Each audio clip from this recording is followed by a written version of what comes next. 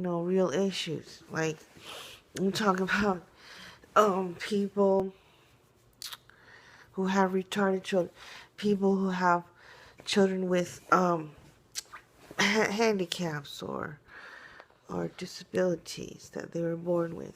I'm talking about people who have to go through defects mandatorily, not because they got haters or whatever on false premises like myself. I'm talking about real issues that people have to deal with. And what would you do in a situation where those type of people, they're not even supposed to be evil, and we're supposed to treat them with sympathy, love, and kindness, but where the tables are turned so that they're treating others with hate? And that's what I'm dealing with. What do you do in that kind of situation where the tables are turned and you have to take a defensive stance against them? I remember a preacher once saying that Satan is a defeated foe, but I don't want to literally label them as my enemy or Satan, because even though they are persecuting me and it's really crazy that they're allowed this, I think in a way we still got to show them kindness as much as we can, because they're still going through it in their own lives. And I really feel bad in a way, but them treating other people that way because they have money makes me turn away and not feel anything at all for them. Because, look, in their estimation, if they have money, then they have everything.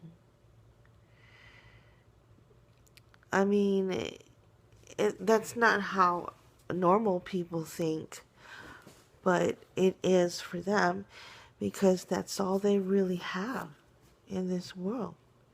They don't got friends. They don't got love and support from their families like we do. They just have money. But also, I think the Lord gives and He takes away talents. And what is talent? A talent was an olden day term for money.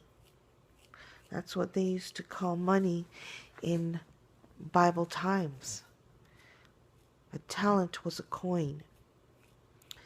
And the Lord does give us means, and sometimes He doesn't. Sometimes He takes it away, depending upon our faithfulness in stewardship and charity. Because, if we get selfish and greedy, it's time for the Lord to take action, isn't it? Because He has to keep the world in order. I am reminded of Revelation 14, first angel's message: fear God and give glory to Him. Why? For the hour of His judgment is come. When I was during Christmas, I was at the Handel's Messiah concert.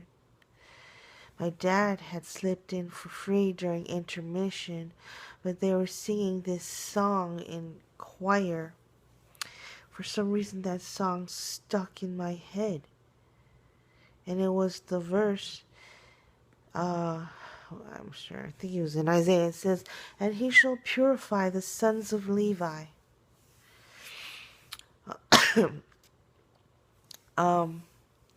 Also, great was the company of the preachers. And what kind of time is that we are living in right now is exactly that time. People marrying, giving in marriage, and so many things going on. It irks me. And wasn't it Lamentations that says that God, blessed are those that go around the city mourning for the sins of the murderous people. I read that verse and I thought to myself, wait a minute, that's exactly what I'm doing. And it also says in the Bible that we are to point out the sins of others while we can, to help them avoid the judgment. And let me tell you something, I have been getting so much, not per se hate, but reactions because of that very thing that I am just compelled to do by the power of Christ within me. And I just wanted to say that because this burden is real and it's great. And I'm sorry, but I can't avoid it. And I'm not going to run from it because that'll be 10 times worse. A lot of times people think, oh, if you heed the call of Christ, you take up his cross and follow him. Oh, it's going to be horrible. But in the long run, it's so much better than following the road of death, isn't it? There's a road that seemeth right unto a man, but the end thereof are the ways of death. That's how the broad way always looks. And basically that's how Satan leads most of the people into it. I mean, I wanted to be so broad, but sometimes we have to get specific. A lot of times we think, oh, if I can get pleasure now, if I can get temporary relief, money, whatever, they're doing this, accept this bribe, whatever, I'll be okay. But what many people don't realize is that they have to keep doing it. Because once they've fallen into that sin, it's hard to get out. And then it's hard to see another way. It's kind of like smoking. Once you start smoking, and it's so hard to quit, you've got to just make up your mind to just fucking quit. Or pray for another way. You know, there's no real, what you call, solution to that issue that women or even men have to deal with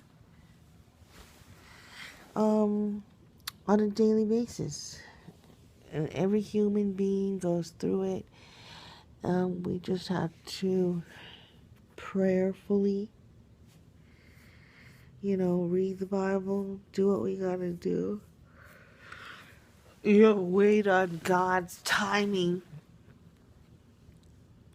and let the cards fall where they're supposed to, because when we start to get into another way or another's way, when we start to cheat,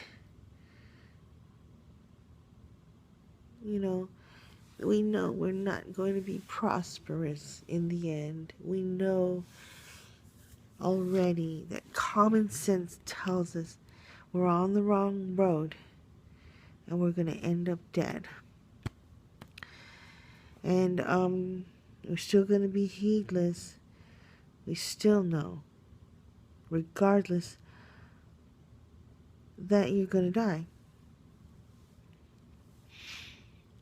Far be it from me to have to be the joker on the hill, reminding everybody stupidly that they're going to die, because they already know it, whether they act like it or not. I'm not going to be a fool, and I'm not going to sit there and pass judgment on them when I'm going through too much as it is myself, and to jeopardize my own or my children's safety by being judgmental upon others. No, I ain't gonna do it. Now, if the Lord tells me to speak, Joshua says, 1:9 says, the Lord shall go with you, and just don't be afraid. And speak with whatever the Lord tells you to speak, and the Lord shall fight for you. Sometimes we speak things that maybe is part human. And of course, if we take on the call of duty that the Lord has laid upon us, it's going to be mixed with our humanity, because we're not divine. And if people pick fault with us for that, well, who cares? They're petty-minded, and I don't fucking care about them, because they don't even have half a brain to realize what they're saying. And also, screw them if they don't like it, because hey, that's part of life too.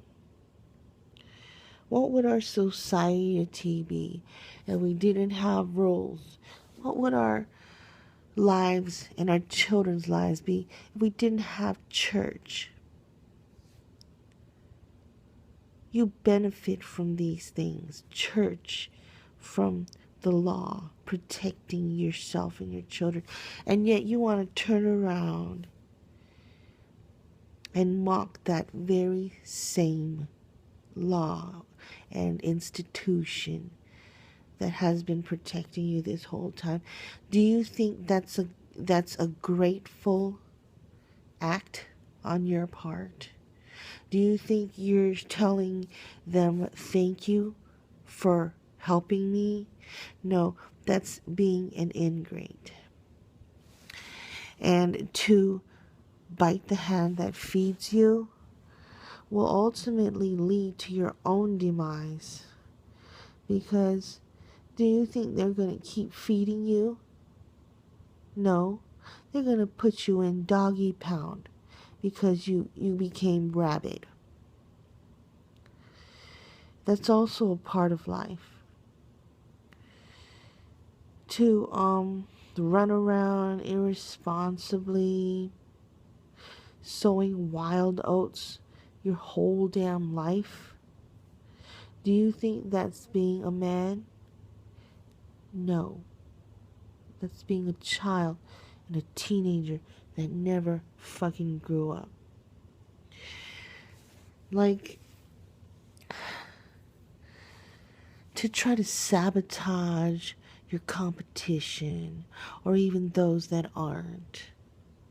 To be demeaning with derogatory remarks or actions. Do you really think that'll earn you respect in society? Do you think being so open with your acts of hatred is going to boost your public relationary status?